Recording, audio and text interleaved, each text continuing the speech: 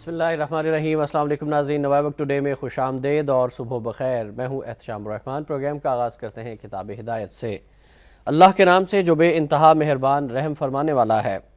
اور زمین کو ہم نے پھیلا دیا اور جما دیے اس پر بڑے بڑے پہاڑ اور اگا دی ہیں اس میں ہر قسم کی رونق افزا چیزیں۔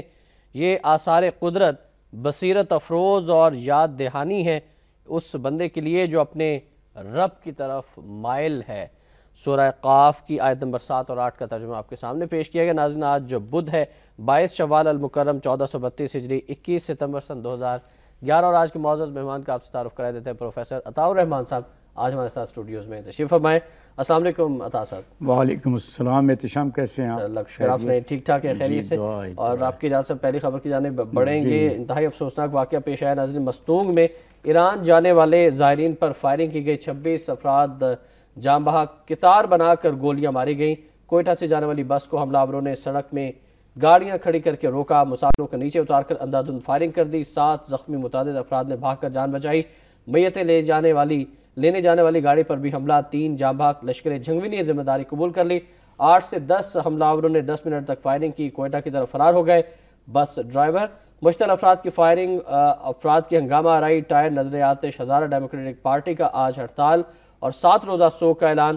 صدر وزیر اعظم شہباز شریف، منور حسن، عمران خان اور دیگر کی مذمت۔ اس واقعے کے بارے سے ہم بات کرنا چاہیں گے سب سے پہلے عطاء الرحمن صاحب سے۔ عطاء صاحب، کس طرح سے دیکھتے ہیں انتہائی افسوسناک واقعہ ہے، پہلے بھی اسی کمیونٹی سے تعلق رکھنے والے لوگوں کو نشانہ بنایا جاتا رہا ہے؟ یہ احتشام صرف افسوسناک نہیں، پہلے درجے کا قابل مذمت واقعہ ہے، اور اس سے بھی زیادہ تشویشناک بات یہ ہے کہ ایسے واقعات پے در پے ہو رہے ہیں، اور باوجود اس بات کے کہ ہمارے ملک کی جو انٹیلیجنس ایجنسیاں ہیں وہ بڑی فعال ہیں، بڑی مستعد ہیں، اور وہ پیشہ وارانہ صلاحیتوں سے مزین ہیں، تجربہ رکھتی ہیں، وہ ان واقعات کی روک تھام کے سلسلے میں کوئی بڑا مؤثر قدم ابھی تک نہیں اٹھا سکتی۔ اب دیکھیے، ہر جو بڑا واقعہ ہوتا ہے، ابھی پرسوں کراچی میں ایک بڑے پولیس افسر کے گھر پر کو تباہ کر کے رکھ دیا گیا، وہاں پولیس اہلکار بیچارے جان بحق ہو گئے۔ تو آئی جی پولیس نے کہا جی ہمیں اس کا علم تھا، ہمیں پہلے سے خبر تھی یہ واقعہ ہونے والا ہے، لیکن بس اس گھر میں ہوگا اس کا علم نہیں۔ بھئی اگر آپ کو علم تھا تو آپ نے ایریا کو، گھر کا آپ کو نشاندہی نہیں ہو سکتی تھی تو پورے ایریا کو تو کارڈن آف آپ کر سکتے تھے، آپ پورے علاقے کی تو پیشگی تلاشی لے سکتے تھے۔ اسی طرح بلوچستان میں اس طرح کے جو افسوسناک واقعات ہو رہے ہیں کہ وہاں ایک مسلمانوں کے ایک مسلک کے لوگ جب زیارت کے لیے ایران جاتے ہیں تو راستے میں ہی انہیں دبوچ لیا جاتا ہے اور جانوں سے ہلاک کر دیا جاتا ہے۔ تو سوال یہ ہے کہ کیا یہ کوئی منفرد واقعہ ہے کہ جو آپ کو جس کا آپ کو اندازہ یا خبر نہیں تھی؟ آپ کو ان طرح کے واقعات کو نمٹتے ہوئے ایک عرصہ گزر چکا ہے، اور اس کے باوجود آپ کا تجربہ، آپ کی صلاحیت اگر قوم کے کام نہیں آ رہی اور آپ کے پیشے کے کام نہیں آ رہی تو پھر اثر نو جائزہ لینا چاہیے۔ ہمیں اپنے پورے سیکیورٹی نظام کا کب تک ہم اپنے معصوم شہریوں کو یہ جو دہشت گردی کی ڈھائن ہے اس کے حضور نظرانے کے طور پر پیش کرتے رہیں گے؟ سر، آپ سمجھتے ہیں کہ یہ ٹوٹل فیلئر ہے ان اداروں کا جو کہ قانون نافذ کرنے والے ہیں، جن کا امن و امان کے قیام کی ذمہ داری ہے، جن پر کوئٹہ کے اندر اور بلوچستان کے اندر یہ پہلا واقعہ نہیں ہے، جیسا کہ آپ خود فرما رہے ہیں کہ پہلے بھی اس طرح کے واقعات ہوتے رہے، اور لشکر جھنگوی نامی ایک تنظیم جو ہے وہ کھلم کھلا اس کی ذمہ داری بھی قبول کر لیتی ہے؟ احتشام صاحب دیکھیے، لشکر جھنگوی کا معاملہ دیکھیے کہ یہ کوئی چند روز سے یا تھوڑے عرصے سے اس سرزمین پر کام نہیں کر رہی ہے، یہ ایک کئی دہائیاں پرانی تنظیم ہے، اور اس سے پہلے اس کی ایک پیرنٹ تنظیم بھی ہوا کرتی تھی، ٹھیک ہے نا، اور شاید اب بھی وہ کسی نہ کسی شکل میں موجود ہے۔ سوال یہ ہے کہ اور یہ پاکستان بھر میں اپنی کارروائیاں کرتی ہے، صرف ایک علاقے تک محدود نہیں ہے۔ میرا سوال یہ ہے کہ ہمارے جو انٹیلیجنس ادارے ہیں، ہمارا جو سیکیورٹی نظام ہے، ہمارے جو ذمہ دار ہیں ملک کے عوام کے جان و مال کی حفاظت کے، ان کے لیے لشکر جھنگوی کا کوئی ایک کارکن بھی کوئی چھپی ہوئی چیز نہیں ہے۔ اس کی کسی کارروائی، کسی طریقہ کار سے یہ لوگ ناواقف نہیں ہیں. انہیں کہاں سے اسلحہ ملتا ہے، وہ کہاں تربیت حاصل کرتے ہیں، وہ کس طرح کے اہداف کو اپنا نشانہ بناتے ہیں، یہ سب باتیں بھی ڈھکی چھپی نہیں ہیں. پھر ان کو بار بار ایسے واقعات کو جنم لینے کی اجازت اور مہلت کیوں ملتی ہے؟ رائٹ سر، اگلی خبر اور انتہائی اہم خبر ہے وہ ڈسکس کرنا چاہیں گے. سانحہ سیالکوٹ کا ناظرین فیصلہ سنا دیا گیا، اور اس حوالے سے آج کی سپر لیڈ سٹوری بھی ہے کہ سانحہ سیالکوٹ 7 مجرموں کو سزائے موت اور سابق ڈی پی او سمیت 9 اہلکاروں کو 3 سال قید، 6 ملزموں کو عمر قید، 5 بری. سماج سینٹرل جیل میں ہوئی سیکیورٹی کے سخت انتظامات. خصوصی عدالت نے فیصلہ رات 11:15 بجے سنایا. سزائے موت پانے والوں میں امین، جمیل، علی رضا، راشد، اقبال، سرفراز اور شفیق اور فوجی شامل ہیں. سزائے موت پانے والے مجرموں کو 4 لاکھ روپے اور عمر قید والوں کو 1 لاکھ روپے جرمانہ بھی دینا ہوگا. پولیس اہلکاروں کو فرائض میں غفلت برتنے پر سزا ہوئی. ایک کانسٹیبل ناظر 3 روز پہلے وفات پا چکا ہے. اور اس حوالے سے آپ کو بتائیں کہ 15 اگست سن 2010 کو منیب اور مغیث ہجوم کے وحشیانہ تشدد سے جاں بحق ہوئے تھے. سپریم کورٹ کے از خود نوٹس پر یہ مقدمہ درج کیا گیا تھا، اور انسداد دہشت گردی کی خصوصی عدالت کے جج جناب مشتاق احمد گوندل نے سیالکوٹ میں 2 بھائیوں حافظ مغیث اور منیب کو وحشیانہ انداز میں قتل کرنے کے مشہور مقدمے کا یہ فیصلہ سنایا ہے. اس پر ہم بات کریں گے پروفیسر عطا الرحمان صاحب سے. عطا صاحب، دونوں بھائیوں کے حوالے سے یہ کہا گیا کہ وہ قصوروار تھے، لیکن عدالت نے ان کو جو ان پہ الزام تھے اس سے بری قرار دیا ہے، اور جو پروپیگنڈا کیا تھا بٹر گاؤں والوں کی جانب سے، پھر ہماری وفاقی وزیر اطلاعات و نشریات جن کا تعلق بھی ادھر سے ہی ہے، سیالکوٹ سے ہی ہے، انہوں نے بھی کہا تھا کہ یہ دونوں لڑکے ہی جرائم پیشہ تھے، لیکن اب دودھ کا دودھ اور پانی کا پانی ہو گیا ہے. دیکھیں احتشام، اس کے 2 پہلو ہیں اس پورے واقعے اور جو سزا دی گئی ہے اس کے. پہلا یہ ہے کہ ہماری سوسائٹی میں اور ہمارے سیالکوٹ جیسے اہم اور ترقی یافتہ شہر میں اور تعلیم یافتہ لوگوں کے درمیان یہ واقعہ ہوا. یہ ایک بہت ہی افسوسناک اور دل خراش حقیقت ہے جس کو ازالہ جتنی جلدی سماجی ہمارے ماحول کے اندر ہو سکے ہونا چاہیے. دوسرا پہلو یہ ہے کہ ہماری عدالت عظمیٰ نے از خود نوٹس لیا اور دودھ کا دودھ جیسا کہ آپ نے کہا پانی کا پانی کیا، اور 1.25 سال کے اندر معاملے کو انصاف کی دہلیز پر لا کر حل کرنے کی کوشش کی گئی ہے. اور اس طرح ایک عام آدمی تک یہ پیغام پہنچا ہے کہ پاکستان میں انصاف کوئی ایسی چیز نہیں ہے جس کا حصول ناممکن ہو گیا ہو. عام تاثر یہی ہے. اس اعلان نے، سزا کے اس اعلان نے اس تاثر کو دور کرنے میں بڑی مدد دی ہے، اور یہ سوسائٹی کو صحت مند خطوط پر استوار کرنے میں یہ امر ایک بڑا مددگار ثابت ہو سکتا ہے. اچھا، اس مقدمے کے حوالے سے تھوڑی سی میں ہسٹری بتانا چاہتا ہوں کہ سپریم کورٹ آف پاکستان کے چیف جسٹس جناب افتخار محمد چودھری نے سو موٹو نوٹس لیتے ہوئے اس مقدمے کا فیصلہ 3 ماہ میں کرنے کا ناظرین حکم دیا تھا، اور سپریم کورٹ کے حکم پر جسٹس ریٹائرڈ کاظم علی ملک صاحب نے مقدمے کی جوڈیشل انکوائری مکمل کر کے رپورٹ میں دونوں مقتول بھائیوں کو بے گناہ قرار دیا تھا، اور پھر خصوصی عدالت نے روزانہ کی بنیاد پر مقدمے کی سماعت کی تھی. اور آپ کو یہ بتائیں کہ 15 اگست کو مقتول بھائیوں کی پہلی سالانہ برسی پر ان کے ورثاء نے سیالکوٹ پریس کلب میں پریس کانفرنس کرتے ہوئے بتایا تھا کہ انہیں اور گواہوں کو قتل اور سنگین نتائج کی دھمکیاں دی جا رہی ہیں. اب دونوں مقتول بھائی مغیث اور منیب کی بے گناہی ثابت ہو چکی ہے. آپ سمجھتے ہیں کہ ان کے پیرنٹس کو اس فیصلے سے کچھ تسلی ہوئی ہوگی؟ جی یقیناً تسلی ہوئی ہوگی، پورے اہل علاقہ کو تسلی ہوئی ہوگی، اور میں سمجھتا ہوں یہ پوری قوم کے لیے یہ بات ایک خوشگوار خبر کی اس لحاظ سے حیثیت رکھتی ہے کہ بالآخر مجرموں کو کیفر کردار تک پہنچانے کے لیے ایک عدالتی فیصلہ سامنے آیا ہے. احتشام، ایک اور بات میں اس حوالے سے عرض کروں. بالکل فرمائیے گا سر. سپریم کورٹ نے دونوں مقتولین کو بے گناہ ثابت کیا ہے.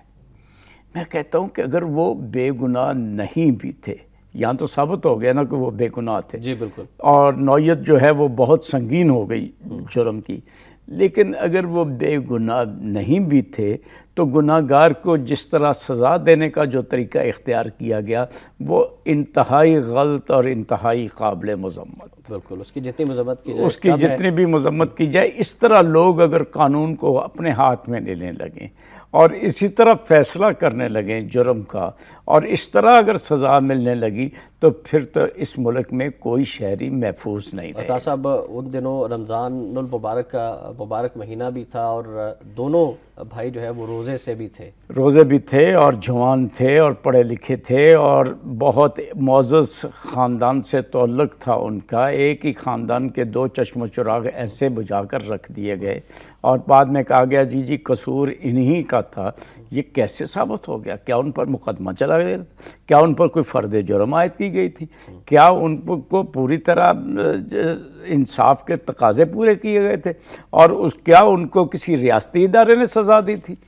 یہ سب کچھ تو نہیں ہوا تھا۔ اور میڈیا کے ایک حلقے نے بھی ان کو مجرم قرار دینے کی بہت کوشش کی اور خاص طور پر اس طرح کے پروگرامز کیے گئے جس سے لگتا تھا عوام کو مس گائیڈ کیا گیا کہ یہی دونوں بھائی مجرم تھے، اور بٹر گاؤں والے جو ہیں وہ بالکل۔ لیکن دیکھیے جس طرح میڈیا نے ہی اس کو بے نقاب بھی کیا، جیسے میڈیا کے ایک حصے میں یہ صورتحال آئی، اسی طرح میڈیا کے ایک بڑے حصے نے اپنا فرض ادا کرتے ہوئے اس جرم جو سر عام کیا گیا ان کو قتل کرنے کا، اس کو بے نقاب بھی کیا گیا۔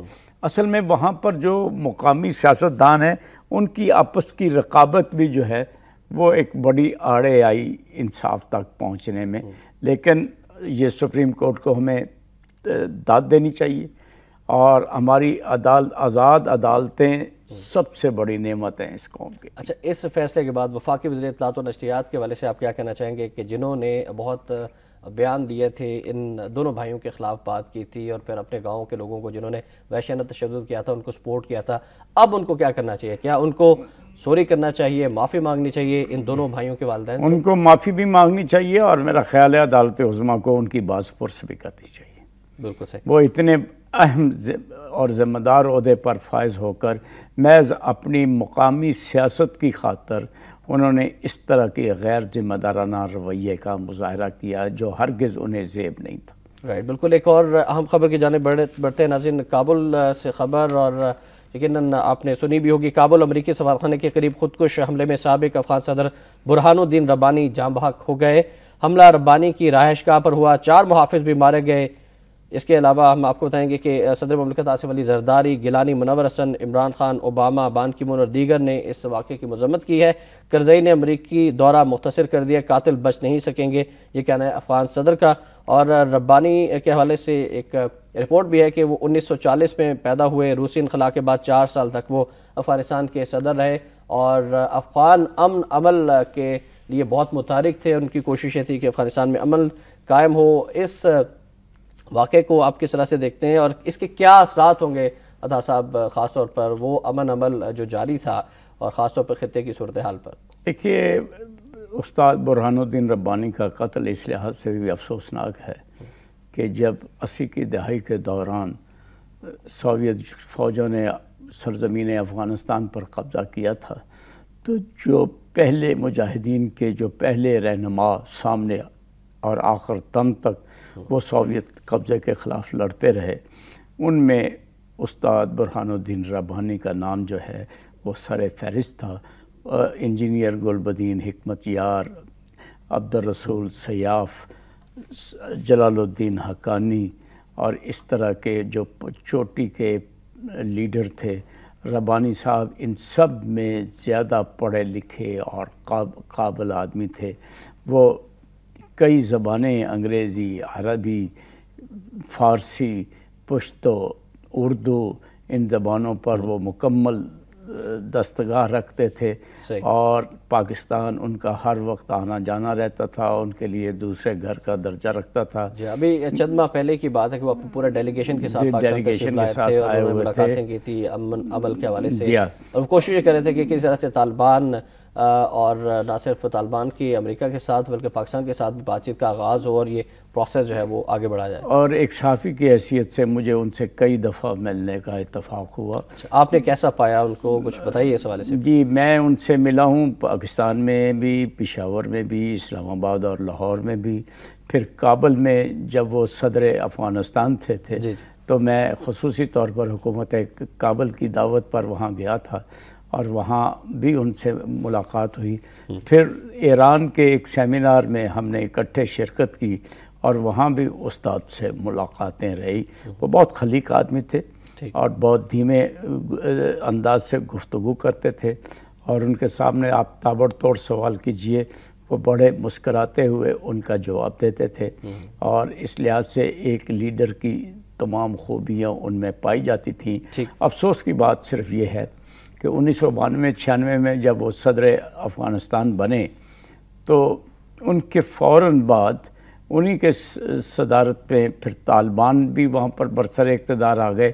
تو جو میں نے کہا افسوس کی بات ہے وہ یہ ہے کہ طالبان اور ان کی، حالانکہ یہ بھی مجاہدین میں سے تھے اور افغانستان کی آبادی کے ایک بہت اہم حصے کی نمائندگی کرتے تھے، افسوس کی بات یہ ہے کہ طالبان اور ان کے درمیان ایک آویزش شروع ہو گئی. وہ آویزشی اب 9 ستمبر 2011 کو ان کے بھتیجے اور بہت بڑے افغان مجاہد احمد شاہ مسعود کے اچانک قتل پر منتج ہوئی، جس کے 2 روز بعد ہی 9/11 کا واقعہ ہو گیا. اور اس کے بعد پھر برہان الدین ربانی اور ان کے ساتھیوں نے جب 10 اکتوبر 2011 کو امریکی فوجوں نے افغانستان پر قبضہ کیا تو اس وقت پھر انہوں نے امریکی قبضے کا ساتھ دیا. رائٹ. اور سر ہمیں بریک کے لیے جانا ہے، بریک سے واپس آئیں گے تو یہیں سے گفتگو آغاز کریں گے. آپ سے پوچھیں گے کہ ان کے قتل کے پیچھے کون لوگ ہو سکتے ہیں اور ان کے کیا مقاصد ہو سکتے ہیں. ناظرین وقت ایک بریک کا، آپ ہمارے ساتھ رہیے گا.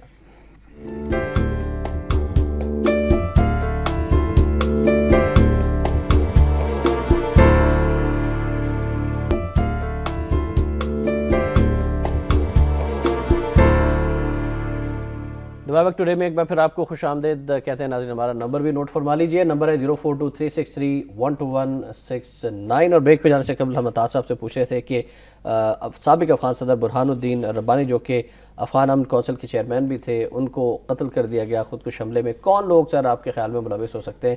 طالبان کا آپ نے حوالہ دیا کہ وہ بھی جہاد میں شامل رہے ہیں اور ماضی میں بھی ان کی قربت رہی ہے، لیکن کیا وجوہات ہیں، کیا محرکات ہو سکتے ہیں؟ دیکھیں بات یہ ہے کہ طالبان کو ان کا افغان مصالحتی کونسل کا سربراہ بننا پسند نہیں تھا.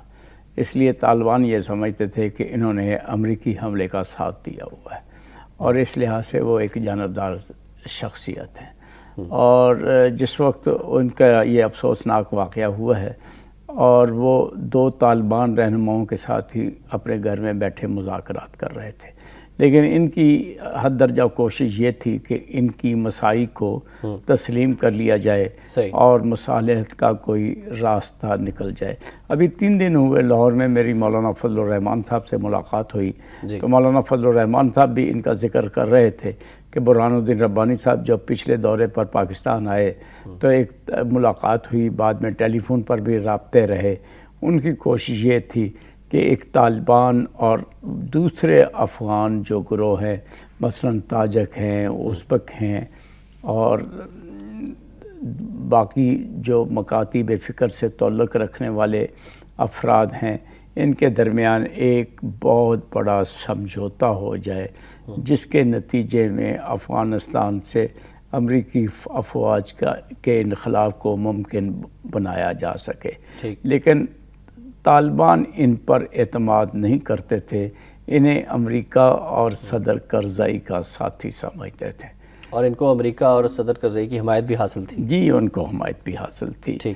تو اس لحاظ سے یہ ایک جو آویزش شروع ہوئی طالبان اور استاد برہان الدین ربانی اور ان کے ساتھیوں اور ان کی تنظیم جمعیت اسلامی کے درمیان، تو وہ بالآخر اس افسوسناک واقعات پر منتج ہوئی ہے. اب وہ جو مصالحتی کوششیں ہیں ان کا کیا مستقبل ہوگا، اس وقت تو انہیں بڑا ایک دھچکا لگا ہے. ٹھیک ہے. اور اب ان کی جگہ کون لیتا ہے؟ ضرورت اس بات کی ہے کہ ایک ایسی غیر جانبدار شخصیت کو لایا جائے جو بیک وقت طالبان کو اور دوسرے گروہوں کے لیے قابل قبول ہو. رائٹ سر، اس شخصیت کے حوالے سے پوچھیں گے. پہلے کچھ کالر شامل کر لیتے ہیں. پہلے کالر ہے ہمارے ساتھ عمیر صاحب ہے راولپنڈی سے. السلام علیکم. وعلیکم السلام سر، میری طرف سے آپ کو عطا الرحمان صاحب کو سلام. جی وعلیکم السلام. سر میں یہ کہنا چاہتا ہوں کہ ہم کالر جو یہاں کال کرتے ہیں ہمیں اپنے ملک کی بڑی تکلیف ہوتی ہے، اس وجہ سے ہم مجبوراً فون اٹھاتے ہیں اور یہ ایک پلیٹ فارم ہمیں آپ نے دیا ہوا ہے، اللہ آپ سب لوگوں کو اس کا اجر دے۔ میں یہ کہتا ہوں کہ امریکن اور اس صدی کے جنونی مولوی جب تک ہم کنٹرول نہیں کریں گے مشکل ہے۔ کسی ملک میں جنگ ہو وہاں بھی ایک دن میں اتنے لوگ نہیں مرتے جتنے ہمارے ملک میں مر رہے ہیں۔ میں پوچھتا ہوں ہم کہاں سے افغانستان سے کام ہے جو اس سے برے حالات ہمارے ہو گئے ہیں، لیکن میں یہ دیکھتا ہوں کہ یہ ثابت ہوتا ہے کہ تمام تجزیہ نگار، کالر، اینکر پرسن، کسی کی بھی آواز سرحد کے واقعہ خان، سندھ کے الطاف اور زرداری، پنجاب کی گیلانی تک نہیں جا رہی، کیونکہ ان کے گھر میں یہ مسئلے نہیں ہیں، ان کے یہ پرابلم نہیں ہے، ان کا بیٹا بیمار ہوگا انگلینڈ پہنچ جائے گا، مسئلہ تو ہمیں ہے۔ میں کہتا ہوں کسی طرح ہمیں یہ آواز ان لوگوں تک پہنچانی ہے جن کے یہ مسئلے ہیں، ان کا ضمیر مردہ ہو چکا ہے، وہ پھر ان کو ووٹ دیتے ہیں، سپورٹ کرتے ہیں۔ کسی طرح ہمیں اب ان کا ضمیر جھنجھوڑنا ہے کہ خدا کے لیے آپ باز آ جائیں۔ Thank you very much Umair صاحب، اور آپ کا پیغام یقیناً پہنچ گیا ہوگا عوام سے کہ اپنے ووٹ کا صحیح استعمال کریں۔ عبدالرشید غوری صاحب ہیں کراچی سے، السلام علیکم جی۔ السلام علیکم جی وعلیکم السلام، فرمائیے گا غوری صاحب۔ میں عبدالرشید غوری بول رہا ہوں کراچی سے۔ فرمانا کیا ہے، بہت ہی دل دکھ رہا ہے، ہم نے پاکستان بنتے اپنی آنکھوں سے دیکھا ہے، جو کچھ بھی ہوا اس وقت سے لوگ بھی سیاست کرتے تھے جی۔ میرا تو یہی کہنا ہے میرے وطن کے سیاستدانوں، تم سے مجھے کچھ کہنا ہے، تمہارے ان کرتوتوں کا دکھ کب تک ہم کو سہنا ہے؟ جی۔ خدا کے لیے اپنی سیاست اور نیتیں صحیح کرو۔ آج کوئٹہ کے اندر معاملہ ہوا، اس سے پہلے کراچی میں بم دھماکہ ہوا، اس طرح سے پشاور، کراچی، یہ کس طرح سے تم اپنی نیتوں کو صاف کر لو، حسد اور کینہ اندر سے نکال کے، جس طرح سے پاکستان بنانے والے سیاستدانوں نے خلوص کے ساتھ کام کیا، ایسے اپنے اندر خلوص پیدا کرو، یہ پاکستان امن کا گہوارہ ہوگا، جنت ہو جائے گی۔ سب چیزیں اللہ نے دے رکھی ہے، لیکن ہمارے کرتوتوں اور ناکامیوں کی وجہ سے آج ہم اللہ کے عذاب کے مرتکب ہو رہے ہیں۔ کہیں سیلاب ہے، کہیں ڈینگی ہے، خدا کے لیے باز آ جاؤ، خدا کے لیے باز آ جاؤ۔ تھینک یو ویری مچ جی عبدالرشید غوری صاحب، اور ڈینگی کا آپ نے ذکر کیا، لاہور میں ڈینگی کے حوالے سے ایک تازہ خبر جو ہے وہ بھی شامل کرنا چاہوں گا۔ ڈینگی نے مزید 7 جانیں لے لی لاہور میں اور 974 نئے کیس رپورٹ ہوئے۔ جنرل ریٹائرڈ ضیاء الدین بھی وائرس کا شکار، شیخوپورہ میں 1 ہلاکت ہوئی۔ اوور چارجنگ پر متعدد لیبارٹریاں سیل کر دی گئیں، کئی ڈاکٹر اور عملہ، اسکول مالک گرفتار، اموات کی انکوائری کے لیے کمیٹی قائم کر دی گئی ہے، NGO سے بھی مدد طلب کی گئی ہے۔ اور ناظرین، وزیر اعلیٰ پنجاب جو کافی کوششیں کر رہے ہیں، ان کا بیان بھی ہے کہ ڈینگی کے افرید کو اجتماعی کاوشوں سے شکست دیں گے۔ وزیر اعلیٰ ورک چارج ملازمین کا معاوضہ 500 روپے یومیہ کر دیا۔ ٹاؤن شپ ڈسپنسری کا دورہ، غیر حاضری پر ڈاکٹر بھی معطل کیا گیا، اور کہنا ہے ان کا کہ جن مقامات پر اسپرے نہیں ہوا وہاں ذمہ داروں کے خلاف کارروائی ہوگی، ہدایات پر عمل نہ کرنے والے تعلیمی ادارے کھولنے نہیں دیں گے۔ بات کرنا چاہیں گے ہم عطا صاحب سے۔ ایک تو بات آئی ہے ہمارے سیاستدانوں کے حوالے سے کہ ان کا جو کردار ہے وہ سب کے سامنے ہے، اور پھر ہمارے معزز کالر نے کہا کہ ایسے لوگوں کو ووٹ ہی نہ دیا جائے جو کہ جن کے دل میں عوام کا درد نہیں ہے۔ اس کا بہترین علاج تو یہی ہے، لیکن کیا ہم ایسا کرنے کے لیے تیار ہیں؟ سب سے پہلی بات تو یہ ہے کہ عوام کی بھاری اکثریت کو اپنا حق کے بالغ رائے دہی استعمال کرنا چاہیے، اور ووٹ ایک امانت ہے قومی، اور اس امانت کو اس کے اہل لوگوں کے سپرد کرنے کے لیے ہمیں انتخاب کے دن پولنگ سٹیشن تک جھوک در جھوک پہنچنا چاہیے، کسی کی گاڑی کا انتظار نہیں کرنا چاہیے، کسی امیدوار کا سہارا لے کر نہیں جانا چاہیے۔ اور دوسری بات یہ ہے کہ جو ترقی یافتہ ملک ہیں جن کے ہاں سیاستدانوں کی باقاعدہ محاسبہ اور باز پرس ہوتا ہے اور وہ بہتر لوگوں کا انتخاب کرتے ہیں، وہاں پر کسی کی ذات برادری نہیں دیکھی جاتی، وہاں پر کسی کی یہ صلاحیت نہیں دیکھی جاتی کہ وہ میرا ذاتی کام کتنا کرے گا، وہاں پر ہمیشہ قومی ترجیحات کو سامنے رکھا جاتا ہے اور اس کے مطابق ووٹ دیا جاتا ہے، اور جو نااہل پچھلی ٹرم کے دوران ثابت ہو اسے بالکل مسترد کر کے رکھ دیا جاتا ہے۔ جب تک ہم بھی یہ رویہ نہیں اختیار کرتے، ہم خالم خولی مذمت تو کرتے رہیں گے۔ وہ نتائج جن کا ہم خواب دیکھتے ہیں، وہ پاکستان جس کی ہم تعمیر کرنا چاہتے ہیں، وہ ہماری توقعات پوری نہیں ہو سکتی۔ عطا صاحب، آپ نے انتخابات کے حوالے سے بات ہوئی اور پھر نواز شریف صاحب کا بیان بھی آیا انتخابات کے حوالے سے کہ نئے انتخابات کا مطالبہ غیر آئینی نہیں، عسکری ونگ والی جماعتوں کے الیکشن لڑنے پر پابندی لگائی جائے۔ اس پر بھی میں آپ سے بات کرنا چاہوں گا، لیکن مصطفیٰ صاحب کافی دیر سے ہمارے ساتھ ٹیلی فون پر۔ السلام علیکم جی۔ وعلیکم السلام، میں بالکل نواز شریف صاحب کی بات سے متفق ہوں جی۔ اور قوم کو متفق ہونا چاہیے کہ جو سیاسی دہشت گرد ہیں جو 27-28 سال سے جنہوں نے ہزاروں لوگ مار دیے ان کو آپ الیکٹ کر دیتے ہیں. یہ ان کی بین لگنی چاہیے سیاسی پارٹیوں کو, اور ان کے جو ہیڈز ہیں ان کو بھی پھانسیاں لگنی چاہیے. ان کی لیڈرشپ, ہزاروں لوگ جو آپ سیالکوٹ کا واقعہ ہے وہ لوگ مطمئن ہیں, لیکن اس سے ہزاروں گنا زیادہ بربریت 20-30 سالوں سے ہو رہی ہے. بوری بند لاشیں, کٹی ہوئی گردنیں, اور اس کے بعد ڈرلنگ کر کے مارنا. اور آپ قوم جو ہے یا سپریم کورٹ یا ججز کس طرح اس کو کنڈون کر سکتے ہیں؟ پوری قوم کی نگاہیں سپریم کورٹ اور پاکستان پر لگی ہوئی ہیں اور ابھی فیصلے کا انتظار ہے. مجھے اور امید رکھیں اور اعتماد رکھیں اپنی عدالتوں پر انشاءاللہ. میری عرض پوری کرنے دیں کہ جوڈیشل کمیشن بٹھا کے صرف یہ 2 مہینے کے واقعات کے اوپر نظر ثانی ہوئی ہے, اس سے نہیں 27-28 سالوں سے اوپر ہونی چاہیے محیط, اور ان سب کو بین کریں. قوم ایک باری آپ جرت کریں, سپریم کورٹ والے بین کریں. اس وقت ماحول بن چکا ہوا ہے, کوئی سٹریٹ پہ نہیں آئے گا. ان کو آپ ختم کریں, سیاسی دہشت گرد ہیں. رائٹ, بہت شکریہ جی. مصطفیٰ صاحب کا کہنا ہے کہ جی بین کرنا چاہیے ایسی جماعتوں کو, اور انہوں نے حمایت کیا نواز شریف صاحب کے بیان کے حوالے سے. دیکھیے بات یہ ہے کہ یہ جو نواز شریف صاحب نے مطالبہ کیا ہے کہ جن جماعتوں کو, سیاسی جماعتوں کے عسکری بازو ہیں جنہوں نے دہشت گردی کی ہے, کراچی کے حالات خراب کیے ہیں, لوگوں کو ایک نہیں 2 نہیں سینکڑوں کی تعداد میں قتل کیا ہے, کیا ان کو حق ہونا چاہیے؟ آپ بتائیے گا. بات یہ ہے کہ یہ صرف نواز شریف صاحب کا مطالبہ نہیں, یہ آئین پاکستان کا تقاضا ہے. ٹھیک, آئین پاکستان یہ کہتا ہے کہ کوئی سیاسی جماعت کسی قسم کا اسلحہ جمع نہیں کر سکتی, کوئی اپنا ملیٹنٹ تنظیم نہیں اپنی کھڑی کر سکتی, کسی قسم کی ایسی سرگرمی میں حصہ بالواسطہ یا بلا واسطہ طور پر نہیں لے سکتی. اگر وہ ایسا کرے گی اور یہ ثابت ہو گیا تو اس کے انتخابات میں حصہ لینے پر پابندی لگائی جا سکتی ہے.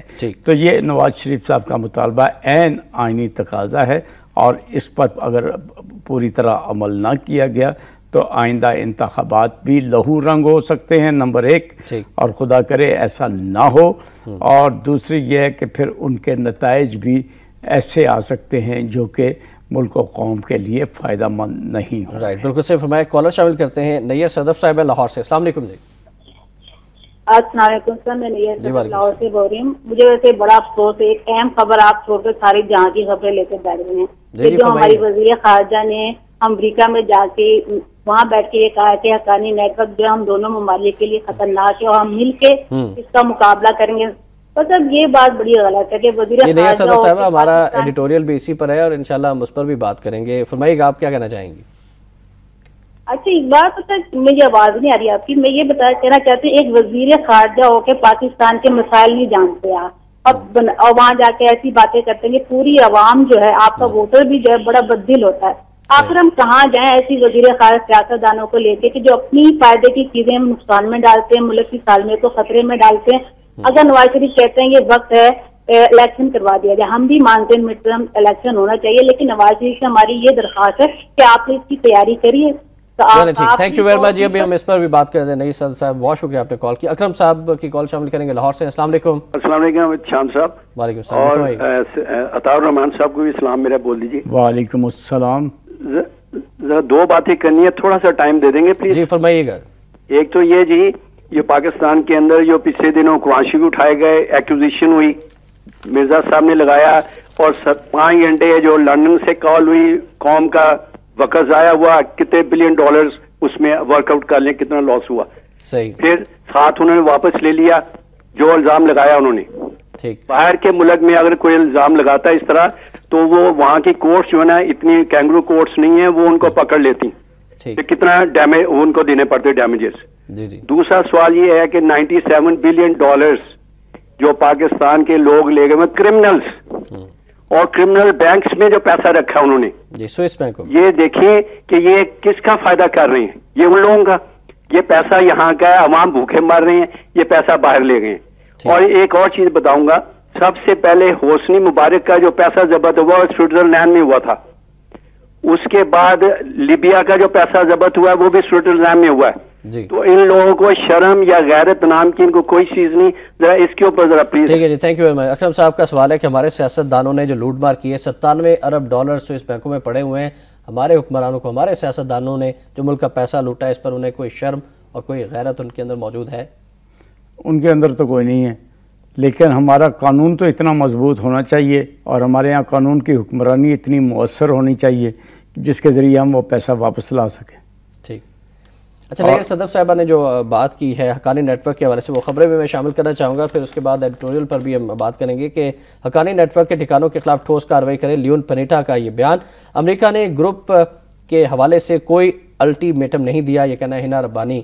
خیر صاحبہ کا حقانی نیٹ ورک کے خلاف مؤثر کارروائی کے لیے زیادہ شدت کے ساتھ دباؤ ڈالتے رہیں گے. امریکی وزیر دفاع ہیلری سے ملاقات مثبت رہی، دہشت گردی کے خلاف تعاون کو فروغ دیں گے ہنا ربانی. میر وائز عمر فاروق سے بھی انہوں نے ملاقات کیا. پھر ایک اور اہم خبر کہ پاکستان میں 100 سے 150 امریکی فوجی قیام کریں گے، معاہدہ طے پا گیا ہے. امریکی اسپیشل آپریشن ٹرینرز کی تعداد 140 سے 100 کر دی گئی. پاکستان امریکی فوجیوں کا مکمل انخلاء چاہتا تھا. C B S news. جی، مکمل انخلاء چاہتے تھے، لیکن اس کے باوجود بھی معاہدہ طے پا گیا ہے. امریکی فوجی جن کے بارے میں یہ نہیں کہا جا سکتا کہ وہ کون ہوں گے، وہ جاسوس ہوں گے، دہشت گردی کی کارروائیوں میں ریمنڈ ڈیوس جیسے لوگ ہوں گے، وہ یہاں پر قیام کریں گے اور معاہدہ بھی طے پا گیا ہے. کیا کہیں گے؟ دیکھیں، یہ ہمارے ریاستی ذمہ داران جو ہیں اور جو اسٹیبلشمنٹ کی کردہ درتا ہیں، یہ ان کی کمزوری اس سے ظاہر ہوتی ہے. وہ بظاہر تو بڑا بیان دیتے ہیں کہ ہم امریکی دباؤ کے آگے نہیں جھکیں گے، اور پھر 2 واقعات ہوئے، ایک ریمنڈ ڈیوس والا اور ایک 2 مئی کے ایبٹ آباد آپریشن والا، اور اس کے بعد انہوں نے بڑے دھڑلے سے آ کر کہا، پہلے پارلیمنٹ میں معافی مانگی اور پھر کہا کہ آئندہ ایسے تمام واقعات کے اسباب کو کھرچ کر نکال باہر پھینکا دیا جائے گا، اور ہم امریکی جاسوس جو ہیں وہ برداشت نہیں کریں گے، اور سفارت خانوں کے روپ میں جو یہ لوگ چلے آتے ہیں ان کی بھی روک تھام کی جائے گی، اور ویزے دینے میں غیر معمولی احتیاط سے کام لیا جائے گا. لیکن سر، اس کے بعد سے تو پارلیمنٹ میں یہ معاملہ ڈسکس ہی نہیں ہوا، اور جو ہماری اسٹیبلشمنٹ ہے اور اس کے جو کردہ دھرتا ہیں وہ آنکھیں بند کر کے امریکہ کے مطالبات کو بھی مان لیتے ہیں اور باہر ایک بظاہر ضرورت مندانہ سا بیان بھی دے دیتے ہیں. یہ جو دوگلا پن ہے یہ ملک کی سیکیورٹی پر منفی طور پر اثر انداز ہو رہا ہے. بالکل صحیح فرمایا کہ یہ دوغلا پن جو ہے وہ ہمارے حکمرانوں، ہمارے سیاستدانوں کو ختم کرنا ہوگا. اور کالرز کے بھی مشکور ہیں جنہوں نے کالز کی، جن کی کال شامل نہیں کر سکے ان سے معذرت. بڑھیں گے آج کے نوے وقت کالم کی جانب.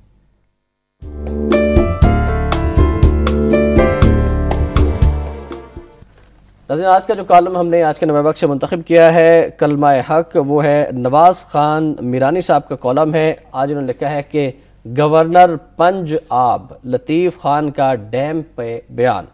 لکھتے ہیں کہ جناب لطیف کھوسا نے سندھ متاثرین سیلاب کی حالت زار کی وجوہات کی صحیح تشخیص کرتے ہوئے دریاؤں کے پانی کو استعمال کرنے کے بجائے سمندر میں ڈال کر ضائع کر دینے کے عمل پہ دکھ، پریشانی، حیرت اور پریشانی کا اظہار کیا ہے. حالانکہ وہ تو پنجاب کے گورنر ہے. پنجاب کا تو مطلب ہی 5 دریاؤں کا صوبہ ہے، اور پنجاب تو اپنے پانی کی قربانی دے کر ارسا کی معرفت باقی صوبوں کی پانی کی ضروریات بھی پورا کرتا ہے، مگر پنجابیوں کے لبوں پہ کبھی حرف شکایت کسی نے نہیں سنی، اور یہی اس کا بڑا پن ہے. آگے لکھتے ہیں کہ اگر انہیں کالا باغ ڈیم پہ سندھ کی طرح کوئی اعتراض ہے تو وہ پانی کو ذخیرہ کرنے کہ اپنے تئیں کچھ اقدامات کرنے سے کیوں دانستہ اور گریزاں ہیں. اور آخری لائن سے ان کے کالم سے شامل کرنا چاہوں گا کہ متنازع معاملات پہ مشترکہ مفادات کونسل فیصلہ کرنے کی مجاز ہے، جو بادشاہ ڈیم منڈا ڈیم بنانے کی پہلے ہی منظوری دے چکی ہے. منڈا ڈیم تعمیر کرنے کے اعلان پہ کوئی ہی مطمئن ہو سکتا ہے. ہاتھی کے پاؤں میں سب کا پاؤں کا محاورہ صرف کالا باغ ڈیم پر ہی پورا اترتا ہے. لیکن جن چھوٹے چھوٹے ڈیموں کی تعمیر کی منظوری دی جا چکی ہے ان کی تعمیر کا کیا بنا؟ کیونکہ تخریب بکاری کی سیاست سے عوام شکوہ کنا ہیں، اور وہ اب تخریب کی بجائے تعمیر کے قائل اور متنازع بیانات سے بری طرح گھائل ہیں. اور لطیف کھوسا کو کامیاب وکیل کی طرح کالا باغ ڈیم کے تنازع کو دلائل اور آئین و قانون کے مطابق حل کرانا چاہیے، کیونکہ اس کی تعمیر میں حکومت ہی نہیں ملک کی بقا مضمر ہے. اگر کالا باغ ڈیم کی تعمیر کا ٹھیکہ امریکہ کو دے دیا جائے تو سارے تنازعات کشمیر پہ ثالثی سے انکار والا ملک چشم زدن میں حل کرا لے گا. سوالیہ نشان بھی ہے. اور ہم بات کر رہے ہیں پنجاب کے گورنر کے حوالے سے جنہوں نے کالا باغ ڈیم کے حوالے سے بات کی. سابق گورنر سلمان تاثیر مرحوم نے بھی کالا باغ ڈیم کی افادیت پہ بیان دیا تھا اور کہا تھا کہ یہ ڈیم بننا چاہیے. انہوں نے کہا تھا کہ میں پارٹی کی مخالفت بھی وہ لے لوں گا لیکن اس کے حق میں بیان دوں گا. آپ کیا کہنا چاہیں گے؟ دیکھیے کالا باغ ڈیم کی جو ضرورت ہے ملک کو، قوم کو، یہاں کے زرعی معاشی مستقبل کی خاطر، وہ تو منہ زبان حال سے پکار کر کہہ رہی ہے کہ اگر تم میری تعمیر میں اتنی تاخیر نہ کرتے بلکہ تم نے مجھے پس سے پشت ڈال کر رکھ دیا ہے اور اس کے نتائج بھگت رہے گا. یہ فالتو پانی جو اس وقت تباہیاں لا رہا ہے یہ ڈیموں کی شکل میں محفوظ ہوتا اور وہ اس وقت اس قوم کے کام آتا جب واقعی اس قوم کو پانی کی، زرعی پانی کی آبپاشی کی ضرورت کے لیے ضرورت تھی. اور آج ہم بہت سارے مسائل سے نجات حاصل کر چکے ہوتے، بجلی کا اتنا بڑا بحران نہ ہوتا.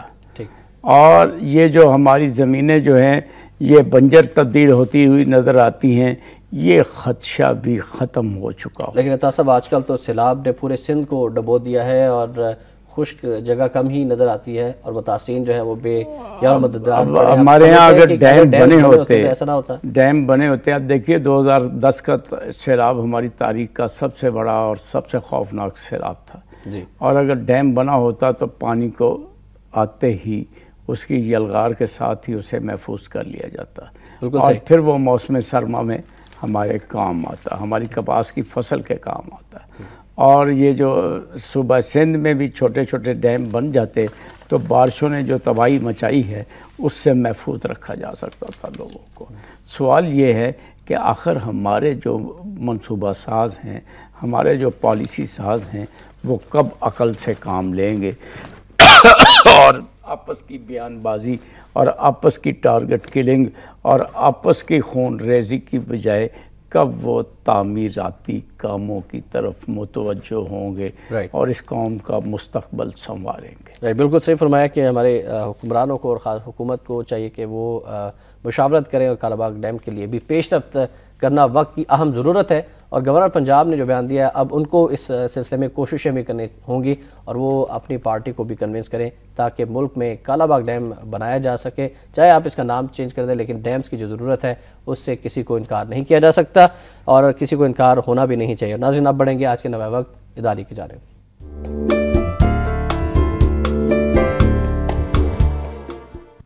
ناظرین آج کا اداریہ ہے امریکی اور پاکستانی وزرائے خارجہ کا حقانی نیٹ ورک کے خلاف مشترکہ کوششوں پر اتفاق. پاکستان میں حقانی نیٹ ورک کا وجود نہیں، خاتمے کی کوشش چیمانی دارد سوالی نشان. پاکستان نے حقانی نیٹ ورک کے ساتھ روابط کے امریکی حکام کے الزامات مسترد کرتے ہوئے امریکہ کو متنبہ کیا ہے کہ ایسے غیر ذمہ دارانہ بیانات سے باہمی تعلقات اور دہشت گردی کے خلاف جنگ کو نقصان پہنچے گا. آخری لائنز ہیں کہ گزشتہ ہفتے کابل میں نیٹو دفاتر اور امریکی سفارتخانے پر طالبان کے 20 گھنٹے تک حملوں نے امریکی اور اتحادی افواج کو بے بس کر کے رکھ دیا تھا. پھر اس کے بعد سے امریکہ تواتر سے کہہ رہا ہے کہ حملہ آوروں کے پاکستان میں رابطے تھے. وزیر دفاع لیون پنیٹا اور قومی سلامتی کے امریکی مشیر برینن نے سیخ پا ہو کر کہا کہ امریکہ پاکستان کے اندر گھس کر براہ راست کارروائی کا حق رکھتا ہے.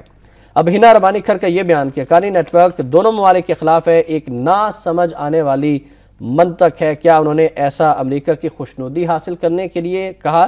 کیونکہ اگر امریکہ اس پر اڑ گیا کہ پاکستان کی سرزمین سے حقانی نیٹ ورک کے خاتمے کی یقین دہانی کرائی جائے تو ہم ڈو مور کے تقاضوں کے ساتھ ایک نئی مصیبت میں گرفتار ہو جائیں گے. ہماری کالر نے بھی اس جانب اشارہ کیا، اداریے میں بھی یہ ہے کیوں اس طرح کا بیان دیا گیا ہنا ربانی کھر صاحبہ کی طرف سے؟ کیا ان کو پہلے ایسے آگاہ نہیں کیا گیا تھا یا پھر یہ بیان حکومت کی رضامندی سے انہوں نے دیا ہوگا؟ دیکھیے ہنا ربانی بطور وزیر خارجہ ایک نوعمر اور ناتجربہ کار شخصیت ہے، پہلی بات یہ ہے. دوسری بات یہ ہے کہ ہر سال جب کہ نیو یارک میں اقوام متحدہ کی جنرل اسمبلی کا اجلاس ہوتا ہے تو پاکستان کی نمائندگی کرنے کے لیے دوسرے ملکوں کی مانند صدر یا وزیر اعظم جاتے ہیں. اس مرتبہ دونوں میں سے کوئی نہیں کیا. وزیر اعظم نے اس کی جواز یہ پیش کیا ہے کہ سندھ میں بارشوں نے جو تباہی مچا رکھی ہے وہ ساری توجہ اس کی جانب مرکوز کرنا چاہتے ہیں. میرا سوال یہ ہے کہ وزیر اعظم کتنے دن ہفتے میں اور دن کے کتنے گھنٹے اس علاقے میں گزارتے ہیں؟ وہ تو چند ساعتوں کے لیے وہاں گئے دو یا ایک دفعہ اور پھر وہ اپنی دوسری سرگرمیوں میں مصروف ہو گئے ہیں۔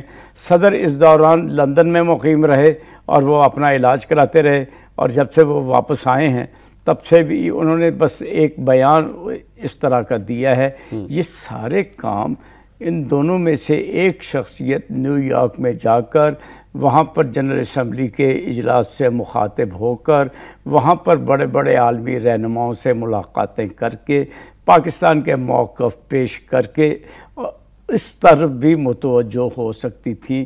ٹیکنالوجی کی اس انتہائی ترقی یافتہ دور میں یہ بات ناممکنات میں سے نہیں ہے۔ اچھا، ایک اور بات یہ کہ اداریے میں لکھی ہے کہ سفارتی حلقوں کا خیال ہے کہ امریکہ پاکستان کو اپنے قریبی اور باعتماد دوستوں کی فہرست سے نکال چکا ہے۔ دہشت گردی کے خلاف جنگ میں فرنٹ لائن اتحادی ہونے کے باوجود پاکستان کو اہمیت نہیں دی جا رہی، تو پھر اس طرح کے بیانات کہ پاکستان ابھی بھی فرنٹ لائن اسٹیٹ ہے اور یہ جنگ امریکہ کے نہیں ہماری اپنی جنگ ہے اور ہم اس پہ مزید اپنے بندے مروائیں گے، اس طرح کے بیانات کیوں دیے جاتے ہیں؟ اداریے میں 13 ستمبر کو کابل میں ہونے والے حملے کا جو کی طرف اشارہ کیا گیا ہے، 20 گھنٹے تک امریکی اور ناٹو کی افواج بے بس نظر آتی تھیں طالبان کے حملے کے مقابلے میں۔ تو یہ اس کا الزام حقانی نیٹ ورک پر دیا گیا ہے۔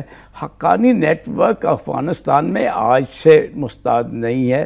افغان جہاد کے زمانے میں یہ 7 بڑی جماعتوں میں سے ایک جماعت تھا، اور یہ نیٹ ورک جو ہے اس کی جڑیں جو ہیں افغانستان کے عوام کے اندر ہیں، وہاں کی زمین میں بہت گہری ہیں، اور یہ سراج الدین حقانی کا بیان آ چکا ہے کہ میں افغانستان میں رہتا ہوں، زیادہ محفوظ ہے جی افغانستان میں کمفرٹیبل، اس کی زمین ہے، اس کا وطن ہے، وہ وہیں رہے گا۔ اور ایک عام افغان اور طالب میں طالبان میں فرق کرنا انتہائی دشوار اس لیے بھی ہوتا ہے کہ وہ انہی کی طرز بود و باش رکھتے ہیں، انہی میں سے ایک ہیں، اور وہ ان کو اگر افغان سوسائٹی سے نکال دیا جائے تو ایسے ہی ہے جیسے مچھلی کو پانی سے نکال دیا جائے۔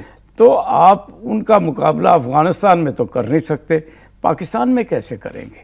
اصل میں امریکہ جو ہے یہ جو پاکستان پر دباؤ بڑھانا چاہتا ہے، شمالی وزیرستان میں کارروائی کرنا چاہتا تھا اور وہ نہیں کر سکا، اب وہی کارروائی حقانی نیٹ ورک کے نام پر کرنا چاہتا ہے، اور اپنی ناکامیوں کا اس طرح مداوع چاہتا ہے جو کہ ممکن نہیں ہے۔ رائٹ، عطا صاحب بہت شکریہ، آپ تشریف لائے، بہت اہم موضوعات پر گفتگو، انشاءاللہ اگلے نشست میں بھی آپ سے ملاقات ہوگی۔ ناظرین، آخر میں فرمان قائد اعظم رحمۃ اللہ علیہ، قائد اعظم نے غیر ملکی اخبار نویس سے ملاقات کے 25 اکتوبر سن 1947 کو فرمایا کہ بھارتی مسلمانوں پر جو بیت رہی ہے اس کے پیش نظر ناممکن ہے کہ پاکستان ایک خاموش تماشائی بنا بیٹھا رہے۔ اس پر ضرور غور کیجیے گا۔ احتشام الرحمان کو نوابق ٹوڈے سے اجازت دیجیے، اللہ حافظ۔